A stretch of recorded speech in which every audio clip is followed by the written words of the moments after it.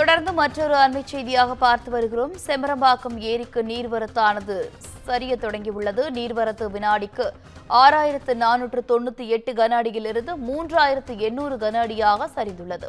செம்பரம்பாக்கம் ஏரியிலிருந்து வினாடிக்கு 4500 கன அடி நீர் வெளியேற்றப்பட்டிருக்கக்கூடிய நிலையில் நீர்வரத்தானது சரிய தொடங்கியுள்ளது. அண்மை செய்தியாக பார்த்து வருகிறோம். தொடர்ந்து நீர்வரத்து வினாடிக்கு 6498 கன அடியிலிருந்து 3800 கன அடியாக சரிந்த நிலையில் செம்பரம்பாக்கம் ஏரியிலிருந்து வினாடிக்கு 4500 கன அடி நீர் வெளியேற்றப்பட்டு வருகிறது. செம்பரம்பாக்கம் ஏரிக்கு நீர்வரத்தானது தற்போது சரிய தொடங்கியுள்ளது. நீர்வரத்து வினாடிக்கு 6498 கன அடியிலிருந்து 3800 கன அடியாக தற்போது சரிய தொடங்கியுள்ள நிலையில்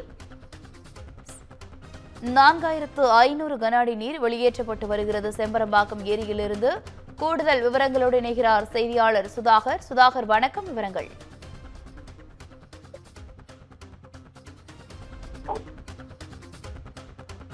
வங்கக்கடலில் நிலை கொண்டுள்ள காற்றழுத்த தாழ்வு மண்டலம் காரணமாக திருவள்ளூர் மாவட்டத்தில் கடந்த 2 நாட்களாக கனமழையானது பெய்து வருகிறது. தொடர்ந்து பெய்து வரும் கனமழையின் காரணமாக சென்னைக்கு குடிநீர் வழங்கக்கூடிய முக்கிய நீர்த்தேக்கங்கள் வேகமாக நிரம்பி வருகிறது.